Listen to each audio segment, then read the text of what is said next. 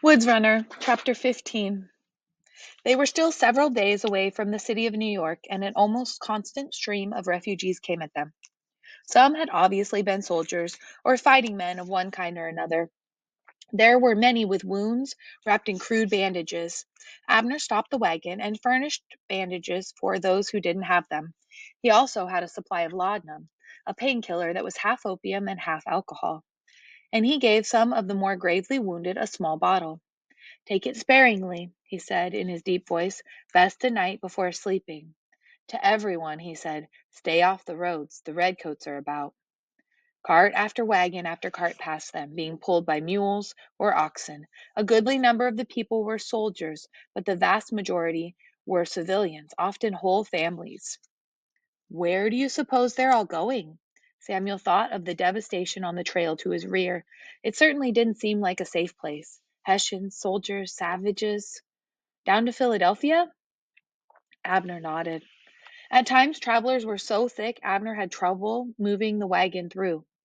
Are they running from the redcoats?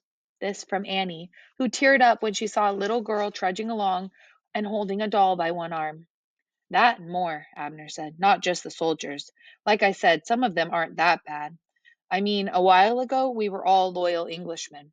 It's more what the redcoats signify. The English crown has become a way of life these people no longer want. Part is they're scared, don't know what will happen. But along with that, these people are sick of being told what to do by a crazy king who lives 3,000 miles away and doesn't care about them one way or the other. What do you mean crazy? Samuel asked. King George, Abner said. They say he's touched. Crazy as a bag of hazelnuts. They've got people to catch him when he runs wild, put his clothes on when he tears them off, watch him when he sleeps so he doesn't kill himself. He's no man to run a kingdom. Did he start this war? It seemed a logical question. The war was so crazy, maybe a crazy man started it. Probably not. It began on this side of the ocean in Boston, not over there. People were sick of being treated like livestock. The dogs had been going ahead now and then to greet some people, their tails wagging, holding back with others, but now they dropped well back and Abner stopped the wagon. British coming. If he hadn't seen the dogs, he would have known anyway. All the men who looked like patriot soldiers evaporated off the trail into the brush. The soldiers came marching in a file. Not Hessians, but regular British soldiers. There must have been 200 or 300 of them, as near as Samuel could estimate, marching in loose route step, followed by supply wagons. They did nothing threatening. They didn't stop at all, except to work around wagons that couldn't get out of the way soon enough. Abner watched them go by in silence, nodding at some of them, and when they were gone, he started up the mules. It was late in the day, and he said, why don't we stop for a good meal tonight? They had been eating corn and the venison, which was about gone.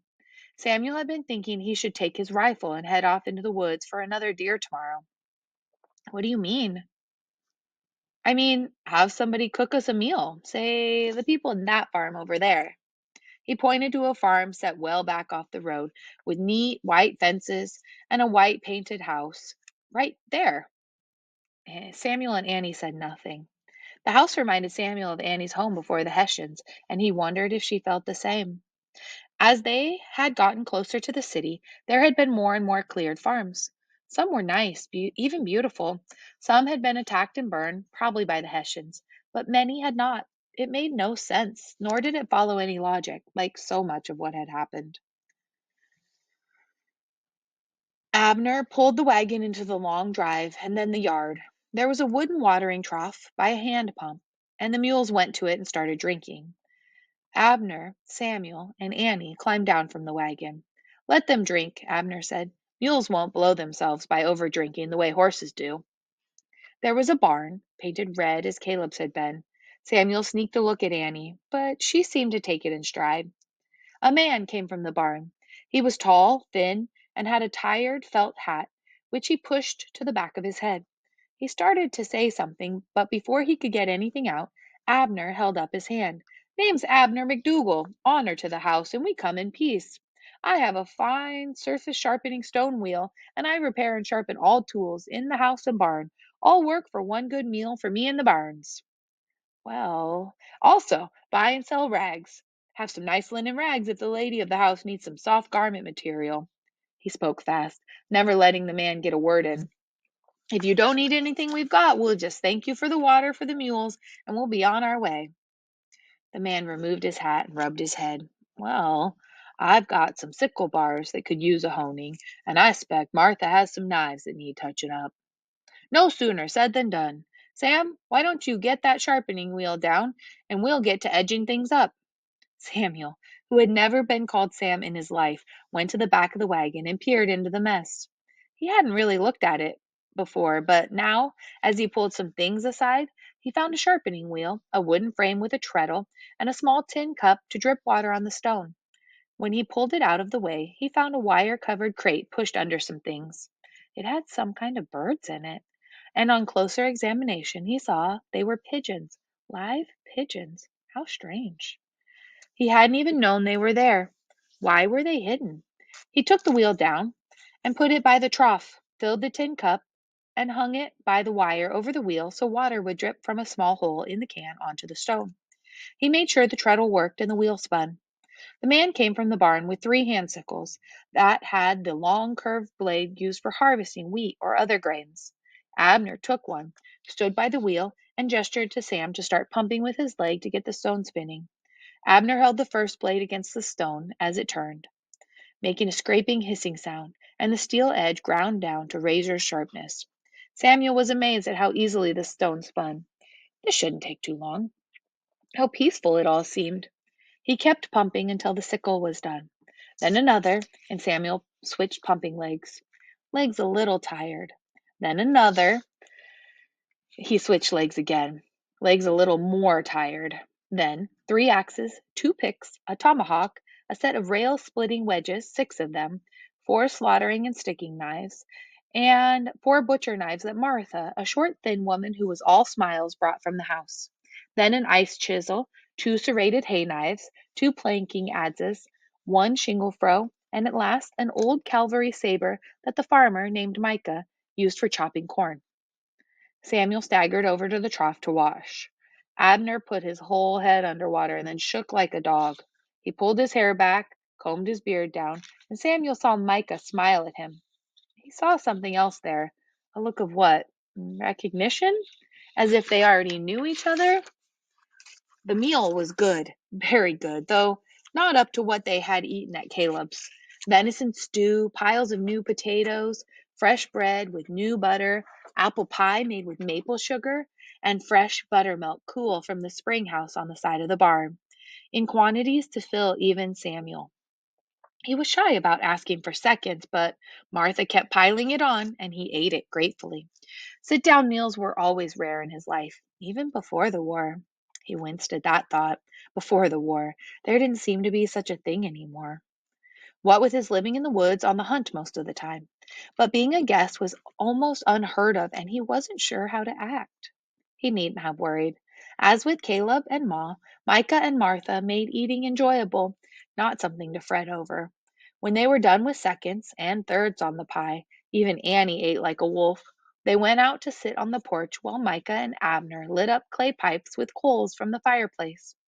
Food gets better every time I stop here, Abner said, ending the mystery. I didn't think it was possible. She can cook, Micah nodded, smiling. In fact, there ain't much she can't do. Annie and Samuel sat on the edge of the porch. The dogs were in the dirt in front of them.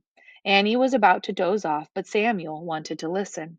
So he sat drawing pictures in the dirt with a stick, the dogs watching with a kind of casual interest as the stick moved around. Know anything about the happenings in New York? Abner asked. How it went? Micah shook his head. Not much. The English took it and a bunch of prisoners. They've moved in, the English. Took over houses for their own. They ain't making a lot of friends, of course. That doesn't seem to bother them much, not making friends. The way they brought those damn Hessians into it, hiring mad dogs. Those passes I brought you working out? So far. I'm more worried about scavengers hitting us. The wild ones would kill you for a turnip, but we're still here, ain't we? Good. I've got some more birds to lead. You still have that hutch in the back of the barn? Yep. Same as before. Send one if anything big comes along. I'll send one this evening. We saw a large detachment heading up the road today, maybe 200. They ought to know about it back in Philadelphia. If the Hawks don't get 'em. I don't know how any of them get past the Hawks. Well, there's always that, always some risk, but better than nothing. The pigeons are for carrying messages, Samuel thought. He glanced at Abner out of the corner of his eye. There was so much more to him than he thought at first. The men sat smoking in silence for a moment. Then Abner said, "You said they took some prisoners. Sam's parents weren't military, but they took them prisoners anyway." "They're doing that," Micah nodded. "No sense to it.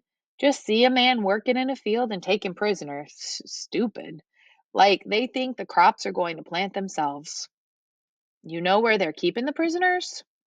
"Not certain. There are warehouses and an old sugar mill. You remember that three-story thing they built to mill sugar?" Abner nodded. "Yeah, along the waterfront." "Yes, I think they might use that, along with the warehouses. There are thousands of prisoners. I don't know how they'll feed them. Plus, I suppose plenty of them were wounded. It can't be good for them." "Well," Abner said, knocking his pipe out on the side of the porch. This, Samuel saw, made the dogs stand up and get ready. He was amazed by them. They saw everything. "We'll see what we can see," Abner said. It was starting to get dark. "You mind if we sleep here tonight? We'll be out of here early." "Why would I mind? There's new hay in the loft, makes a good bed, long as you don't smoke." And with the mules unharnessed, fed hay, and put out in a pen for the night, Abner took time to put two pigeons in the hutch in the back of the barn. He wrote something on a tiny piece of thin paper, tied it to the third pigeon's leg, and let him go. He and Samuel and Annie watched the bird fly away to the south. "He'll roost somewhere tonight if he doesn't get there before dark. It's probably only 40 miles in a straight flight, an hour the way they move, so he should make it. Imagine moving through the air at 40 miles an hour. Just imagine." Later, lying on the new hay with the clover smell thick around him, Samuel could hear Annie breathing regularly in sleep. He teetered on the edge of it, but before it came, he said to Abner, who was lying just above him on the stacked hay bales, "You and Micah aren't what you seem to be, are you?" "We are," Abner chuckled. "Exactly what we seem to be, and maybe just a little bit more." Civilian intelligence. Individuals and civilian spy networks carried out the most vital American intelligence operations of the Revolutionary War. Men and women whose daily lives and work brought them into proximity with the British military, such as farmers and merchants, fed important information to the American authorities throughout the war. Some patriots even posed as loyalists to infiltrate pro British groups, collecting detailed facts about British military operations and defenses, supply lines, and battle plans.